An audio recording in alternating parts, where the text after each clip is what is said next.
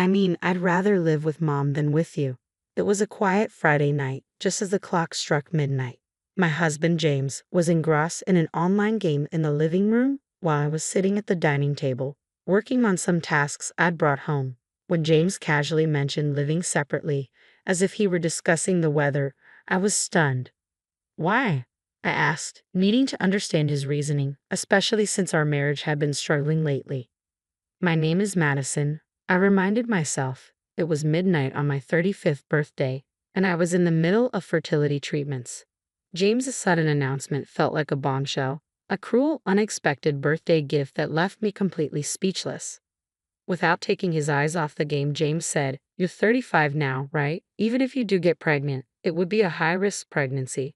I've given up on having kids with you. That's why I'm moving in with my mom." What?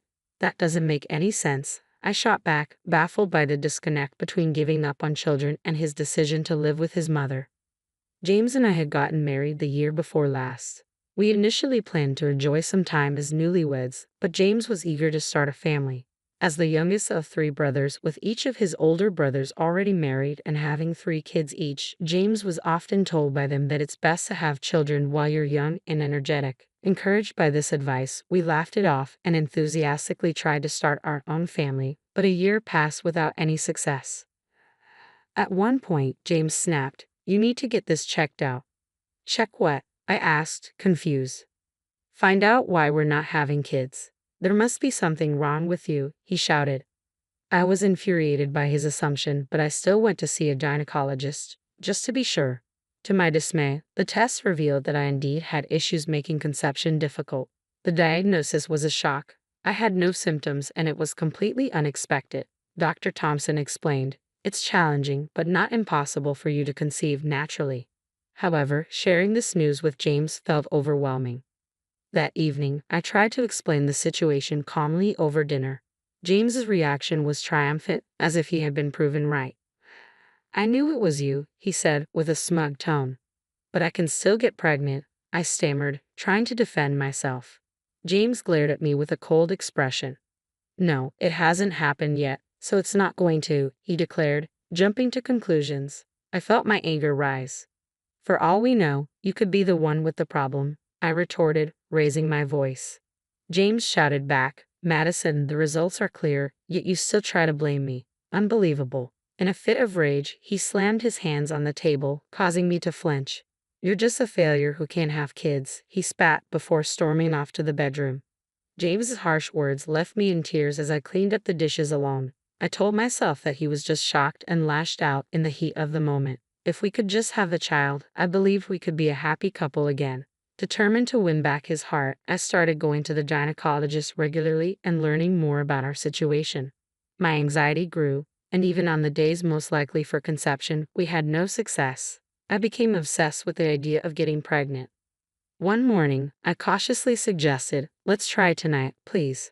He responded with disdain, "Isn't it embarrassing to bring up such a topic first thing in the morning?" I blushed, feeling awkward. Though it felt uncomfortable, such discussions should be natural between spouses. Trying to keep my tone gentle, I continued, "You want children too, right?" But James coldly replied, "Honestly, I don't even want kids. They're too expensive. I only considered it because my brother said a man isn't truly an adult until he has a wife and kids. But now, with this excuse from you, I couldn't care less." From then on, whenever I tried to initiate anything, James would refuse, claiming he was too busy or too tired. I was also exhausted from work, and the repeated rejections were a blow to my pride. Lately, James had become absorbed in online gaming, staying up late into the night. As a result, we hardly talked, let alone had any intimacy. It felt like James had lost interest not only in having children but in me as well. Despite everything, I continued to visit the gynecologist. I was taken aback by the sheer number of couples at the fertility clinic. The place was always bustling, and even with an appointment, a 2 to 3 hour wait was common. It was somewhat comforting to see so many couples facing the same struggles, all doing their best. Occasionally, I'd see couples leaving the doctor's office with tears of joy streaming down their faces. The wives, with still flat bellies, would gently touch their stomachs while their husbands walked closely beside them. I envied them deeply. I wanted a child too, hoping it would restore James's love and bring me happiness. I clung to the fragile hope that having a child would mend things, but I hit a roadblock when I learned that advancing to further treatments would require James to undergo tests. It might now be impossible. The walk back from the clinic always left me feeling desolate and on the verge of tears. As I stepped onto the main street, I noticed an elderly woman in flamboyant attire catching my eye. Her thick makeup and brightly colored dress were almost overwhelming. Though I couldn't recall knowing anyone like her, she had an oddly familiar presence that momentarily distracted me from my tears. Could that be my mother-in-law? I wondered, staring in disbelief. Even though we live in the same city, we rarely cross paths, so she looked completely different from what I remembered. But the distinctive mole on her cheek was unmistakable. My mother-in-law was supposed to be a modestly dressed, typical grandmother, so her radical change in appearance was shocking. I quickly blended into the crowd, trying to avoid her notice. The truth is, my mother-in-law is quite a character, indulgent with herself yet harshly critical of others. She's notorious for hurling insults that most would find shocking.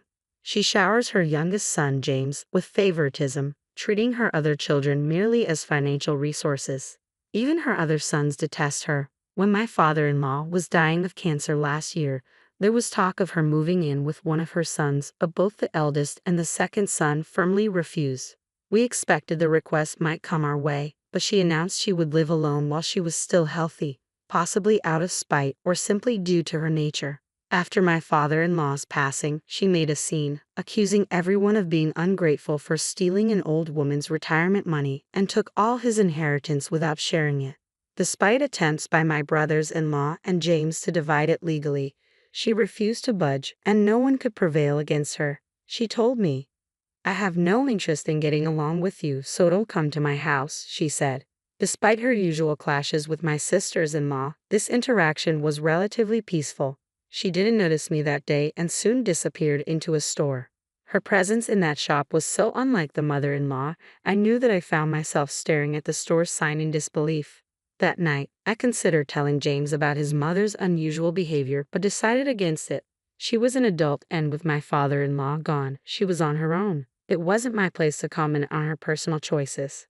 After that, I saw her a few more times but chose to ignore it. Months went by, and as my birthday approached, James brought up the idea of moving out. I asked him, "Is there someone else you're interested in?" I wondered if his talk about his mother was just an excuse and if he was planning to remarry. But given that he spent most of his days gaming at home, it didn't seem like he was seeing anyone. I almost laughed at my own cold reasoning.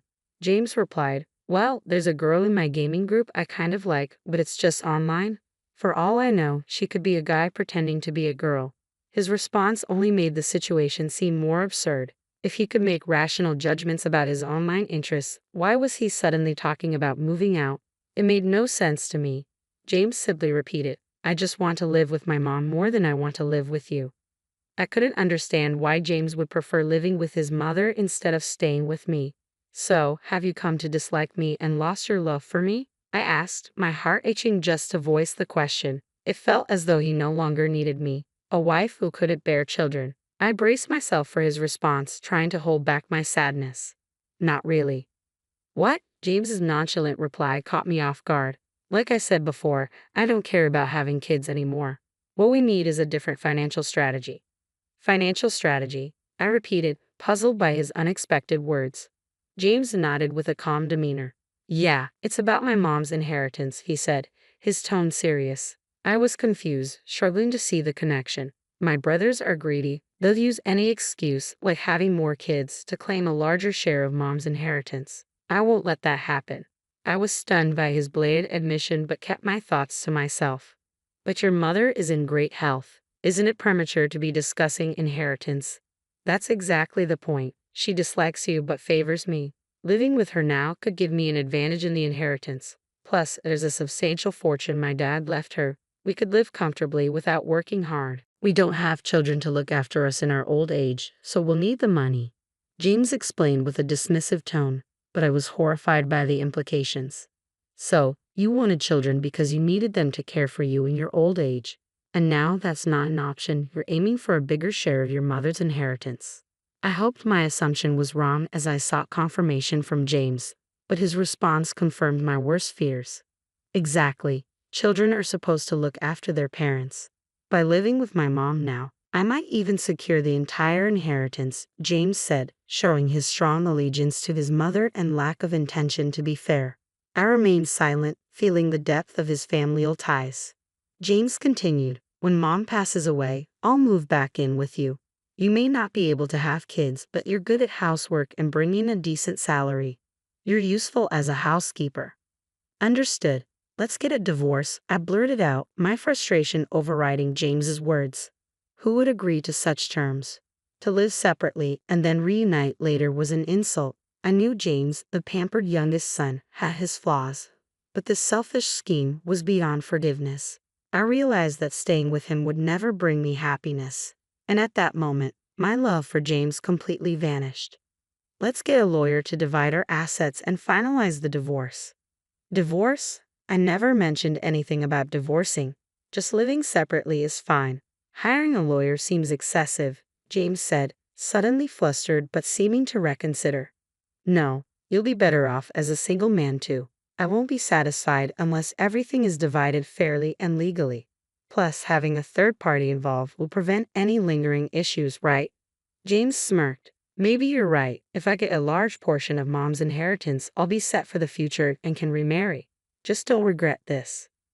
"Don't count your chickens before they hatch. Make sure you have no regrets," I replied. The next day, I contacted a lawyer recommended by a divorced friend and arranged a consultation. I also informed the landlord that only James would be moving out and organized a moving company. While making these arrangements, I overheard James on the phone with his mother saying, "I want to live with you and take care of you." I was astonished that he had proposed moving out before even discussing it with her. According to James, his mother was excited about the arrangement and had a few requests. As a result, the divorce preparations proceeded surprisingly smoothly. Originally, the assets were to be split evenly, but my skilled lawyer negotiated a better deal for me, securing 70% of the assets, including compensation. Given James's selfish reasons for our divorce, I decided not to hold back and claimed what I was entitled to. 3 days after our divorce was finalized, James returned to his family home. I was relaxing in my apartment when my phone rang. It was James and his voice was frantic. "Help me please, let's get married again. There's no inheritance. Mom spent it all on strippers. She's broke and deep in debt, and even the house is mortgaged." "Well, that's unfortunate. Your mom was really into those strip clubs," I said, struggling to suppress a chuckle. Just days earlier, I had seen my former mother-in-law heading into a strip club. Curious, I had checked the price list and was shocked by the figures. She had been frequenting the place for some time, clearly spending a fortune. With James becoming obsessed with online gaming and neglecting visits, she had fallen for a stripper and squandered not only my father-in-law's inheritance but also her own retirement savings, accumulating significant debt in the process. "Why didn't you tell me if you knew?" James demanded. "I don't criticize personal hobbies. I never stopped you from gaming, did I?" I shot back. James hesitated, then tried to shift the topic. "She's asking me to take out loans in my name, but that's not feasible. Could you give me the money from our property division? If we get back together, it's both of our money, right?" "Absolutely not." "Why not? You still care about me, don't you? Your husband is in trouble here. I did love you when we were married, but when you suggested moving out, any affection I have for you vanished completely, especially now when it's clear you're only after money. There's no chance we're getting back together." "But my mom's demanding that I give her all my salary. She says it's only natural for children to support their parents. She was always so kind to me alone." James whined pathetically, but his and his mother's entitlement, that they should come first and everyone else should cater to them, was something I had no desire to support. "We're divorced now. We're strangers. Your family's problems are yours to deal with," I replied firmly before hanging up and blocking his number. I called my former sisters-in-law next. Although it had only been 3 days since the divorce, the urgency of the situation made it clear that waiting wasn't an option. I filled them in on the recent developments about my former mother-in-law and the details of the divorce. They expressed their sympathy and promised to deal with James. Soon after, my former brothers-in-law stormed into the family home, creating quite a scene. I heard about the commotion from one of my former sisters-in-law. After James' call, I decided to change the locks on my apartment for safety and made up my mind to move out. It felt like a complete break from the past. While searching for a new place, I discovered that the family home was up for sale. Though I could have inquired about James and his mother, I chose to focus on moving forward. I was ready to leave the past behind and start fresh. I'm now considering a pet-friendly apartment where I can enjoy a leisurely life with a cute cat.